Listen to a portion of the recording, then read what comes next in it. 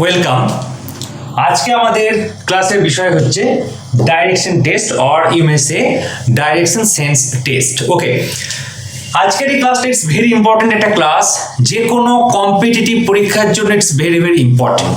যারা সমস্ত candidate ICD supervisor mains, PSC clerkship, WBCS preliminary, WBCS mains, SSC সাবসিলেকশন commission, যে কোনো ডাব্লিউবি পুলিশ, আইবিপি, ব্যাংকিং, সমস্ত ক্ষেত্রে কিন্তু ডাইরেকশন সেন্স টেস্ট থেকে কিন্তু কোয়েশ্চেন থাকবেই থাকবে। ওকে, সো তার জন্যই কিছু কিছু পয়েন্ট এখানে মনে রাখতে হবে আমাদেরকে, যেগুলো আমরা মনে রাখতে পারলে খুব সহজেই এই ধরনের প্রবলেমগুলো সলভ করতে পারবো আমরা। ওকে, সো এই ভিডিওটাকে স্কিপ করবে না, পুরোটাই দেখবে যাতে করে তোমাদের কোনো পয়েন্টেই হাতছাড়া না হয়ে যায়।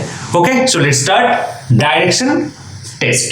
কি মনে রাখতে হবে প্রথমেই, যেটা হলো এই ডিরেকশন, এই যে আমি একটা ডায়াগ্রাম আঁকতে চলেছি, এই ডায়াগ্রামটা ফার্স্ট আমাদের মনে রাখতে হবে। উপরে কি হচ্ছে নর্থ, নিচে হচ্ছে সাউথ। ওকে, নেক্সট এদিকে একটা আমি দাগ দিলাম, এদিকে হচ্ছে ইস্ট, এটা হচ্ছে ওয়েস্ট। তারপরে হচ্ছে একটা কোনাকুনি দাগ দাও, এটা হচ্ছে নর্থ ইস্ট। এবার এদিকে একটা নাও, এটা হচ্ছে সাউথ ইস্ট, এটা হচ্ছে সাউথ ওয়েস্ট, এটা হচ্ছে নর্থ ওয়েস্ট। এই ডায়াগ্রামটা ফার্স্ট মনে রাখতে হবে আমাদেরকে ডাইরেকশন সেন্স টেস্টের প্রবলেম সলভ করার জন্য। ওকে, সো আরেকবার বলে দিচ্ছি, এটা কি করলাম, উপরে north, south, east and West, north east, south east, south West and north West. এটা হচ্ছে ফার্স্ট আমাদের ক্রাইটেরিয়া। এরপরে যে ক্রাইটেরিয়া আমাদের মনে রাখতে হবে সেটা হলো, এবং আমি তোমাদেরকে আজকে যেটা করব সেটা হলো, প্রথমেই তোমাদের মেইন যে বেসিক জিনিসগুলো আছে ডাইরেকশন সেন্স টেস্টের প্রবলেম করতে গেলে যেগুলো সলভ করতে হয় আমাদের, সেটাতে ফার্স্ট আমি আইডিয়া আলোচনা করব, তারপরে আমরা এর কোয়েশ্চেন আনসারগুলো আমরা করতে থাকবো, প্রবলেম সলভিং মেথডে আমরা যাব। ওকে, সো আরেকটা কি, এবার তারপরে হচ্ছে নেক্সট পয়েন্ট যেটা আমাদেরকে মনে রাখতে হবে সেটা কি, সেটা হলো যে ধরো এই তো আমাদের ছবি ছিল, এই ছবিটা থেকে সবসময় মনে রাখবো আমরা। Okay, north, south, east, west. First হচ্ছে এই ছবিটাকে মনে রাখবো। এবার কি করবো, এখানে ধরে নিচ্ছি আমি, আমার মুখ এখন আছে ইস্টের দিকে। কোন দিকে আছে? তোমার মুখ আছে এখন ইস্টের দিকে। ফার্স্ট ভালো করে দেখো, এটা আমার মুখ যদি ইস্টের দিকে থাকে, তখন যখন আমরা বলবো এটা ডান দিকে আছে এবার, বা ডান দিকে যাচ্ছি, ইস্ট আছে, মুখ আছে ইস্টের দিকে, মুখ আছে আমার ইস্টের দিকে, এই অবস্থায় থেকে যদি ডান দিকে যাওয়া যায়, কোন দিকে যাব তখন আমি? সাউথের দিকে। কোন দিকে যাব আমি? সাউথ। ওকে, কি বললাম, মুখ আছে ইস্টের দিকে, ডান দিকে যাচ্ছি সাউথ, বাঁ দিকে যখন যাব সেটা হচ্ছে নর্থ। তাই এটা মনে রাখতে হবে। অনেক সময় কি থাকে আমাদের প্রবলেম যখন দেয়, অনেক সময় বলে দেয় যে তুমি সাউথের দিকে মুখ করে আছো বা ইস্টের দিকে মুখ করে আছো, এবার তুমি নর্থের দিকে গেলে বা সাউথের দিকে গেলে। যদি বলা না থাকে, তোমাকে শুধু বলা হলো যে ইস্টের দিকে তুমি মুখ করে আছো, ওই অবস্থায় ডান দিকে 10 মিটার গেলে তুমি, সো ডান দিকে যাওয়া মানে তখন কি হচ্ছে? সাউথের দিকে যাওয়া, বাঁ দিকে যাওয়া মানে হচ্ছে নর্থের দিকে যাওয়া। তো এটা আমাদের মনে রাখতে হবে। সাউথের দিকে যাচ্ছি মানে কোন দিকে যাবো আমরা? ডান দিক। ওকে, যখন আমরা নর্থের দিকে যাব সেটা হয়ে যাচ্ছে বাম দিক। সেটা কখন হচ্ছে? যখন আমার মুখ থাকছে ইস্টের দিকে। এটা হচ্ছে first number 1 criteria. Number 2 criteria, এটা কি, যখন আমার মুখ থাকছে ওয়েস্টের দিকে। মুখ থাকছে কোন দিকে? ওয়েস্টের দিকে মুখ থাকছে আমার। তো কি হবে? উল্টোটা হবে। তো যখন আমরা ওয়েস্টের দিকে মুখ করে থাকবো, যখন আমরা সাউথের দিকে যাব, বা বলতে পারো বাম দিক, তো যখন সাউথ হচ্ছে সেটা হয়ে যাচ্ছে তখন আমার বাম দিক। ওকে, যখন আমার ওয়েস্টের দিকে মুখ থাকবে, সাউথ হচ্ছে বাঁ দিক। নর্থ তখন হবে আমার ডান দিক। ওকে, তাহলে কি বলছি, যখন আমার মুখ থাকছে ওয়েস্টের দিকে, তখন সাউথের দিক বা বাম দিকে গেলে আমরা সাউথের দিকে যাব, ডান দিকে গেলে আমরা নর্থের দিকে যাব। এটা হচ্ছে সেকেন্ড ক্রাইটেরিয়া। এটা হচ্ছে আমার সেকেন্ড ক্রাইটেরিয়া নাম্বার 2। নেক্সট আমরা যাব ক্রাইটেরিয়া নাম্বার 3। এবার দেখো ক্রাইটেরিয়া নাম্বার 3 টা কিরকম হবে। এটা হবে যখন আমার, ধরো আমাদের যে গ্লোব থাকে না, সো গ্লোবে কি থাকে, একটা হচ্ছে নর্থ, একটা হচ্ছে সাউথ প্যাটার্ন ধরি আমরা। এবার তোমার মুখটা আছে নর্থের দিকে, ওকে, তোমার মুখটা আছে নর্থের দিকে, টুয়ার্ডস নর্থ, এই তো উপর দিকে তো নর্থ। তো ডান দিক যখন যাব, কি বলছি, যখন মুখ থাকছে আমার নর্থের দিকে, তখন যদি আমি ডান দিক যাই তখন সেটা হবে ইস্ট। এই যে ছবিটা যেটা ছিল আগে, নর্থ, সাউথ, ইস্ট, ওয়েস্ট, ওকে। তো যখন নর্থের দিকে মুখ, ইস্ট মানে হচ্ছে ডান দিক, আর ওয়েস্ট মানে হচ্ছে বাম দিক। এটা হচ্ছে আমার ক্রাইটেরিয়া নাম্বার 3। ক্রাইটেরিয়া নাম্বার 4, এটা কি হচ্ছে, যখন মুখ থাকছে সাউথের দিকে, তো ইস্টের দিকে যাচ্ছি তার মানে হচ্ছে আমরা বাম দিকে যাচ্ছি, ওয়েস্টের দিকে যাচ্ছি তার মানে হচ্ছে আমরা ডান দিকে যাচ্ছি, ওকে। এই হচ্ছে আমার 4টে ক্রাইটেরিয়া মনে রাখতে হবে। সো কি কি বললাম, যখন ইস্টের দিকে মুখ থাকবে সেই অবস্থাতে যদি ডান দিকে যাও সাউথের দিকে যাবে, যদি বাঁ দিকে যাও নর্থের দিকে যাবে। যখন মুখ থাকবে তোমার ওয়েস্টের দিকে, তখন বাম দিকে গেলে সাউথ, ডান দিকে গেলে নর্থ। যখন নর্থের দিকে মুখ থাকবে, ডান দিক ইস্ট, বাম দিক ওয়েস্ট। যখন সাউথের দিকে মুখ থাকবে, বাম দিক ইস্ট, ডান দিক ওয়েস্ট। এই ধরনের প্রবলেম কিছু থাকবে আমাদের। ফার্স্ট হচ্ছে টাইপ হচ্ছে এটা।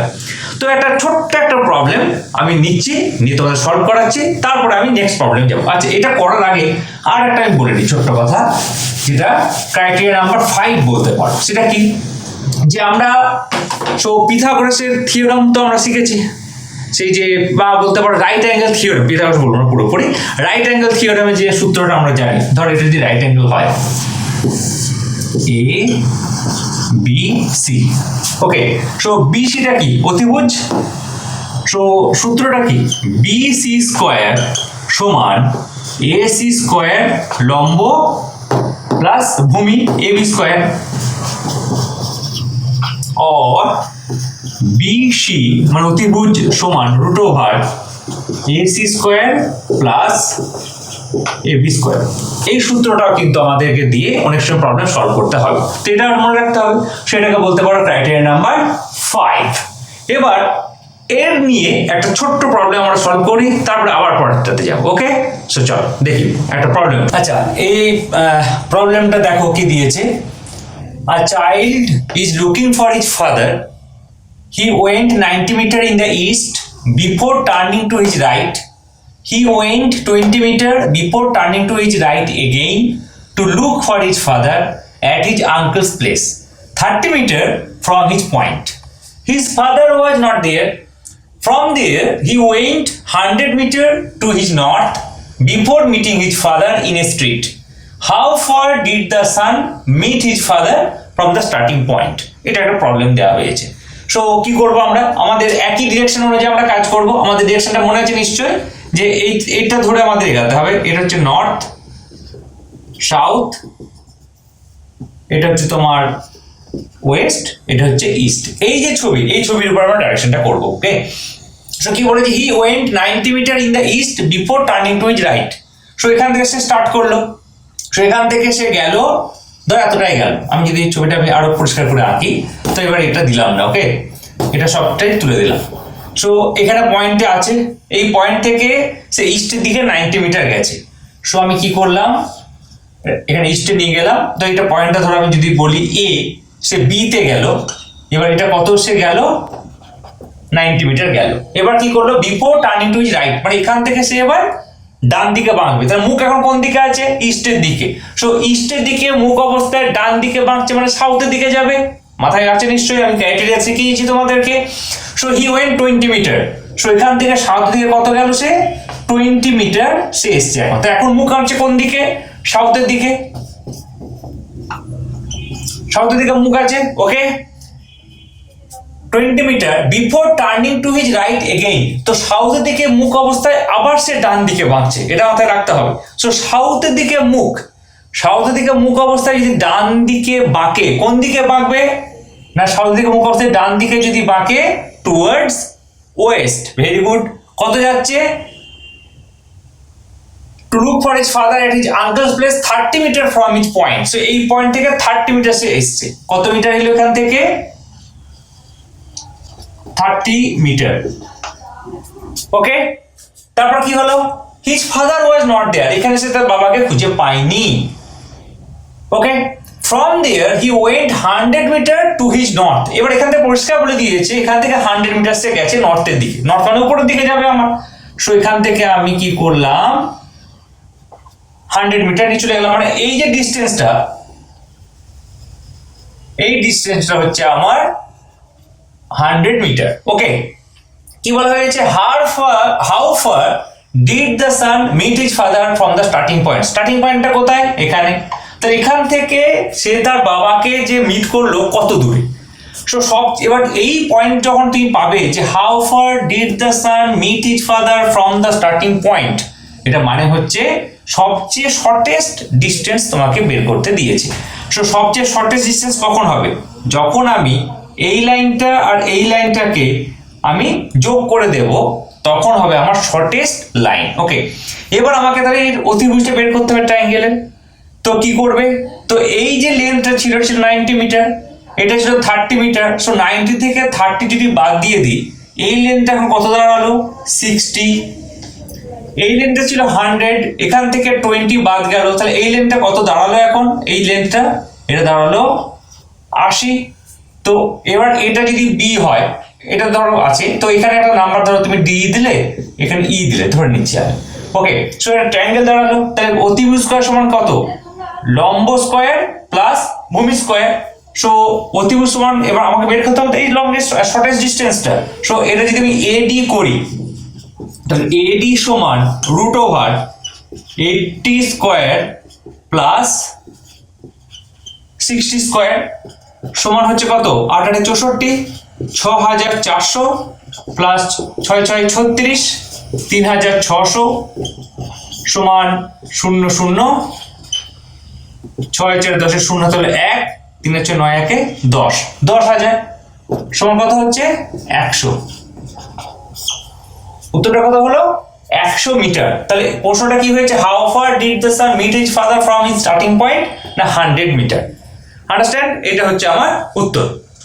এবার এখান থেকে আরো কিছু আমি প্রবলেম তোমাদের নেক্সট ক্রাইটেরিয়া কি কি থাকে সেগুলো দেখাচ্ছি। দেখো, তাহলে এখন পর্যন্ত যেগুলো বললাম সেটা হচ্ছে যদি মুখ থাকে নর্থের দিকে, সাউথের দিকে, ইস্টের দিকে এবং ওয়েস্টের দিকে, তখন কি কি ঘটনা ঘটে সে সম্বন্ধে আমি ক্লিয়ার করে দিয়েছি তোমাদেরকে। এরপরে যেটা ক্লিয়ার করতে হবে আমাকে সেটা হলো যে যদি ডিরেকশনে করে, আমাদের দু ধরনের ডিরেকশন কাজ করে। ওকে, তো এখানে আছে north south, east West, north east south east, south West, north West, এই তো আছে। দুটো ডিরেকশন আমাদের ঘোরে, একটাকে আমরা বলি ক্লকওয়াইজ ডাইরেকশন, আর একটাকে আমরা বলি anti clockwise direction.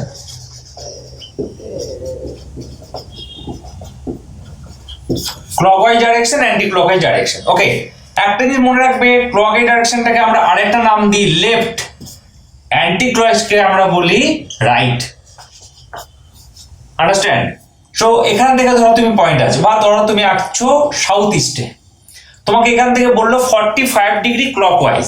So 45 degree clockwise মানে হচ্ছে এই চলে এলাম 45 ডিগ্রি ক্লকওয়াইজ মানে হচ্ছে লেফটের দিকে যাচ্ছে, বাঁ দিকে যাচ্ছে। যদি বলতো 90 ডিগ্রি, ধরো এখানে তুমি আছো সাউথ ইস্টে, 90 degree anti clockwise, it means 90 degree, তোমাকে আমি অন্য কালার দিয়ে দেখাচ্ছি। এটা 90 ডিগ্রি যদি অ্যান্টি ক্লকওয়াইজ হয়, এটা মানে হচ্ছে এটা ডান দিকে যাচ্ছে 90 ডিগ্রি, 45 45 90 ডিগ্রি। ওকে, এটা প্রবলেম নেই, তাহলে তোমাদের জিনিসটা ক্লিয়ার হবে। তাহলে বলা হয়েছে এখানে যে আমি সেই সমস্ত প্রবলেমগুলো তোমাদের যতগুলো রিজনিং করাচ্ছি ডক্টর আর.এস. আগরওয়ালের verbal and non verbal reasoning এর যে বইটি আছে সেখান থেকে করাচ্ছি। কি বলা হচ্ছে? ধরো যে ম্যান ফেসিং ওয়েস্ট, কি বলা হচ্ছে? Facing West. ওয়েস্ট মানে কোন দিক? এদিক। সে এখন এরকম ধরো এরকম ভাবে আছে। Okay, facing west. এই অবস্থায় কি হলো? He turns 45 degree in the clockwise direction. He turns 45 degree in the clockwise direction. Clockwise মানে কোন দিকে যাবে, ডিরেকশনটা হবে এটা হচ্ছে ক্লকওয়াইজ। ওকে, আর এটা হচ্ছে অ্যান্টি ক্লকওয়াইজ। আশা করি বুঝতে পেরেছো। সো 45 ডিগ্রি ক্লকওয়াইজে গেল, সো এখান থেকে এটা গেল 45 ডিগ্রি ক্লকওয়াইজে গেল। এরপর কি বলেছে, and then another 180 degree in the same direction. So another 180 degree in the same direction, মানে এখান থেকে বসে 180 ডিগ্রি গেল সেম ডাইরেকশন, মানে ক্লকওয়াইজই যাচ্ছে। সো এখান থেকে সে কোথায় এলো, এখানে এলো, কারণ এখান থেকে এই যে ভ্যালুটা এটা তো 180 ডিগ্রি এই অংশটা। সো এখান থেকে সে এখন কোথায় এলো, সাউথ ইস্টে চলে এসছে এখন। ওকে, এরপরে কি বলছে, and then 270 degree in the anti clockwise direction. So এখান থেকে এবার সে 270 ডিগ্রি অ্যান্টি ক্লকওয়াইজে যাচ্ছে। সো এখান থেকে কত হয়ে গেল, 180 আর 90, 270। ওকে, সো এখন সে এখানে আছে। এবার যদি প্রশ্ন করে এখন সে কোন দিকে মুখ করে আছে, না সাউথ ওয়েস্ট ডাইরেকশনে সে এখন মুখ করে আছে। কোশ্চেন আনসার সলভ হয়ে গেল আমাদের। সো এইভাবে আমরা প্রবলেমগুলোকে করতে থাকি। ওকে, এটা কথা হলো সাউথ ওয়েস্ট। এরপরে দেখো আরেকটা ধরনের প্রবলেম আমি তোমাদের করাচ্ছি। আমি আগেই বলেছি তোমাদের ফার্স্ট এখন আমি যেটা করাচ্ছি সেটা হচ্ছে যে বেসিক প্রবলেমগুলো কিভাবে করতে হয় সেটা করাচ্ছি। এরপর নেক্সট যে ভিডিওটা আমাদের ক্লাসটা থাকবে সেখানে সরাসরি আমরা প্রবলেম সলভিং মেথডে আমরা যাব। ওকে, নেক্সট মেথডটা বা নেক্সট ক্রাইটেরিয়া বা টাইপ আমাদের কি ধরনের, তাহলে ফার্স্ট টাইপটা কি বলেছিলাম, নর্থ সাউথ ইস্ট ওয়েস্ট নিয়ে একটা থাকে আমাদের অ্যাঙ্গেল নিয়ে থাকে, থার্ড প্রবলেম। ওকে, নেক্সট যেটা আমাদের থাকবে সেটা হলো third number type. Third number টাইপে কি থাকবে, থার্ড নাম্বার টাইপে থাকবে সানরাইজ অ্যান্ড সানসেট। এই ধরনের কিছু প্রবলেম আমরা দেখতে পাবো। তো কি ঘটনা ঘটে সানরাইজ এবং সানসেটের মধ্যে, সো সেটা আমরা দেখে নিই। যখন সানরাইজ হয় তো আমাদের ডিরেকশন তো থাকে এটাই, এটা তো ফিক্সড ডিরেকশন, এই ডিরেকশন তো কোনো চেঞ্জ নেই, তাই না? So north south east and West এটা হচ্ছে আমার ডাইরেকশন। তো যখন সানরাইজ হচ্ছে তখন কি ঘটনা ঘটছে, সূর্য তো বাবু এখানে আছে, সূর্য আছে এখানে, সূর্যে আলো পড়ছে এখানে, ছায়া কোন দিকে পড়বে, ওয়েস্টের দিকে। সো যখন সানরাইজ হচ্ছে তখন ছায়া সব সময় কোন দিকে থাকবে, ওয়েস্টের দিকে থাকবে। এবারের ঘটনা ধরো তোমাদের এই যখন সানরাইজ হবে তিনটে ঘটনা ঘটবে একসাথে। ফার্স্ট ঘটনাটা কি, ধরো বলা হলো নবীন বলে একজন ছেলে, সে সূর্য ওঠার সময় দাঁড়িয়ে আছে, তার ছায়া পড়ছে তার পিছন দিকে, তার নবীন কোন দিকে মুখ করে দাঁড়িয়ে আছে। কি বলা হলো, নবীন একজন ছেলে সূর্য ওঠার সময় তার ছায়া তার পিছন দিকে পড়ছে, তাহলে সে কোন দিকে তাকিয়ে আছে। তো ছায়া পিছন দিকে পড়বে কখন, যখন তার মুখ থাকবে ইস্টের দিকে, তবে তো ছায়া পড়বে পিছন দিকে, কারণ ইস্ট ওয়েস্ট এইভাবে আসছে জিনিসটা। তাহলে কি হলো, এক নম্বর হচ্ছে ছায়া পিছনে থাকবে, ব্যাক সাইড। কখন সেটা হবে, যখন টুয়ার্ডস ইস্টের দিকে সে মুখ করে থাকবে। এটা হচ্ছে first number criteria. Number criteria, ছায়া ডান দিকে, ছায়া কি বললাম, ডান দিকে পড়বে যখন তার মুখ থাকবে কোন দিকে। সো ডান দিকে পড়বে মানে কি, ডান দিকে পড়বে মানে হচ্ছে ওয়েস্টের দিকে। এটা খুব ভালো করে মনে রাখো, ডান দিকে পড়ছে মানে আমার ছায়া তো সবসময় ওয়েস্টে পড়বে, তাহলে কখন ডান দিকটা ওয়েস্ট হবে, মুখটা আমার কোন দিকে থাকলে। বোঝা গেছে? সো যদি আমি সাউথের দিকে মুখ করে থাকি, সেই তোমাদের আগে আমি শিখিয়ে নিয়েছি যে যদি সাউথের দিকে মুখ করা থাকে, ডান দিক যখন হবে তখন সেটা হবে ওয়েস্ট, যখন বাঁ দিক হবে সেটা হবে ইস্ট। এটা শেখানো হয়ে আছে আমাদের। টুয়ার্ডস সাউথে যদি মুখ থাকে, তা কি বলছি, ছায়া ডান দিকে পড়বে, ছায়া ডান দিকে পড়বে মানে কি, ওয়েস্ট সাউথ, তার মানে তার মুখ থাকতে হবে কোন দিকে, সাউথের দিকে।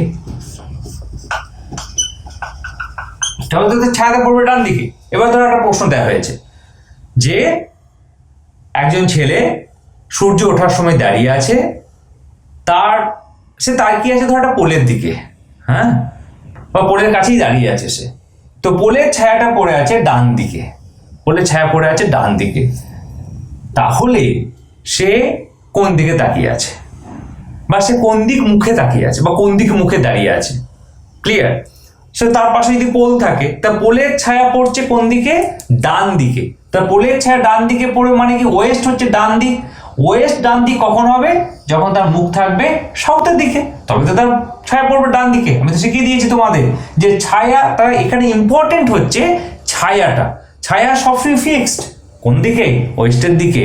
তাহলে ওয়েস্টের দিক ডান দিক কখন হয়? যখন মুখ থাকবে সাউথ। আন্ডারস্ট্যান্ড? এবার আর একটা ধরনের ঘটনা ঘটে, ছায়া হচ্ছে বাম দিকে।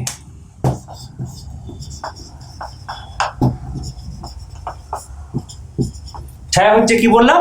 বাম দিকে থাকবে। ছায়া বাম দিকে কখন হয়? যখন ধরো নর্থের দিকে মুখ করে আছো, নর্থের দিকে মুখ করে আছো, ডান দিক মানে কি? ইস্ট, বাঁ দিক মানে কি? ওয়েস্ট।